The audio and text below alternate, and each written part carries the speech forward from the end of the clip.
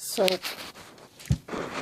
tonight I want to tackle the topic of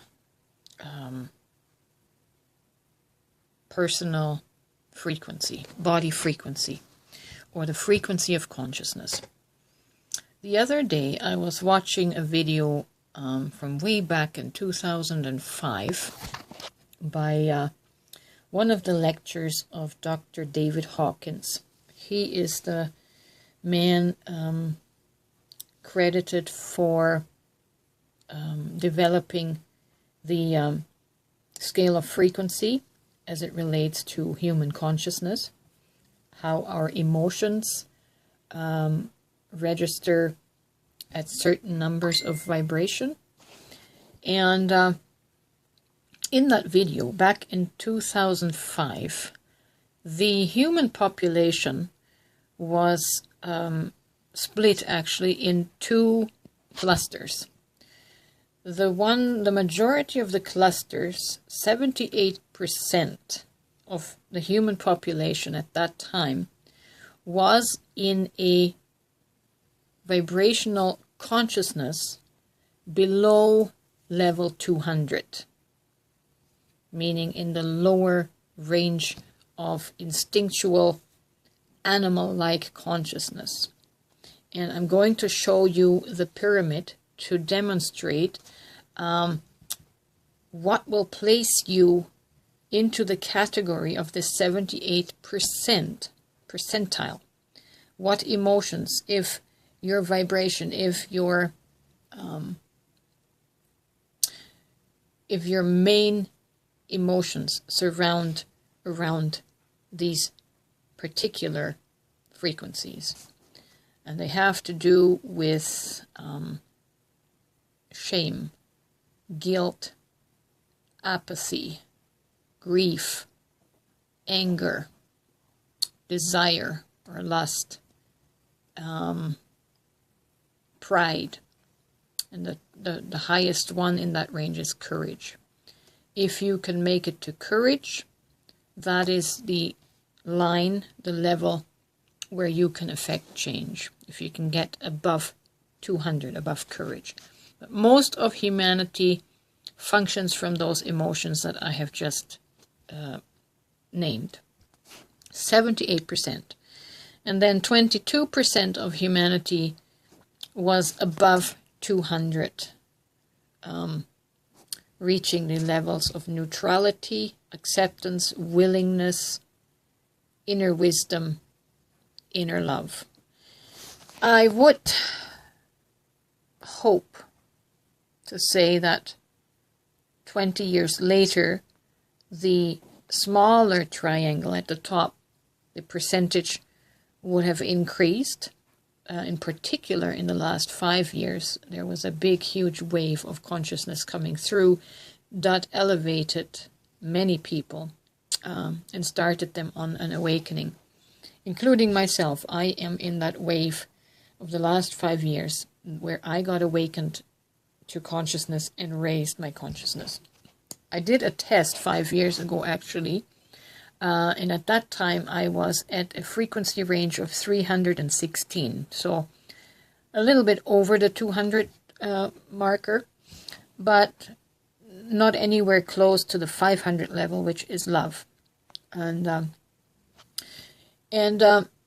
what I want to speak to in particular here is often people will say, we got to share more truth with people to wake them up.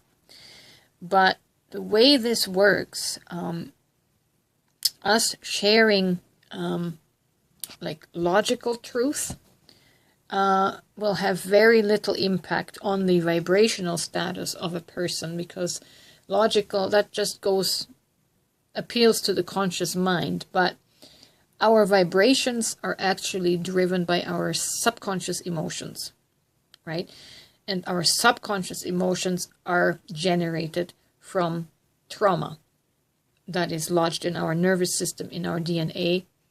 And so, in most cases, whatever the conscious mind will perceive is not going to have any impact whatsoever on the subconscious mind. You can think one way with this, but your truth, your inner truth, is what your subconscious state dictates. So really, to change the vibration, our personal vibration, is to do the shadow work, is to become aware of our guilt, shame, fear, grief, anger, apathy, lust, desires, pride, all of those. Incidentally, these are all the emotions that the Bible would call the lusts of the flesh, or the works of the flesh.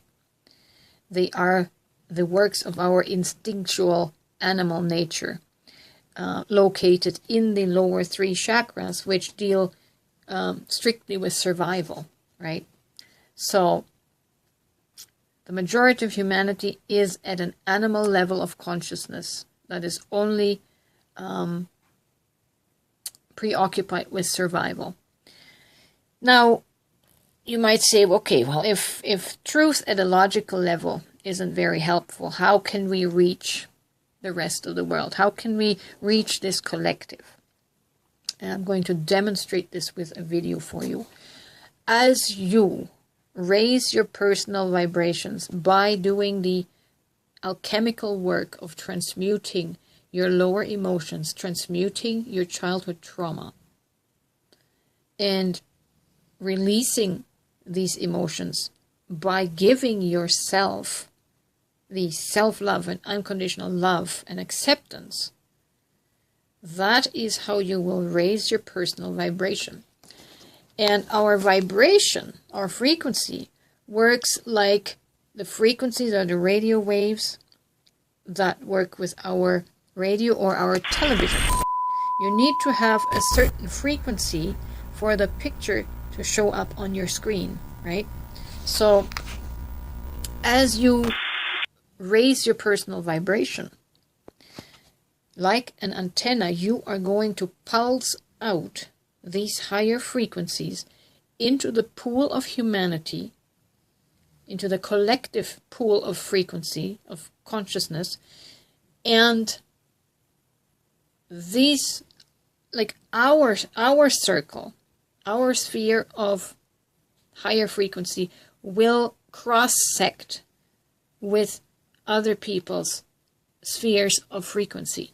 And as these frequencies mix, we raise the vibrations collectively, if that makes sense. If you see the visual, you'll see how humanity's consciousness will actually get transformed.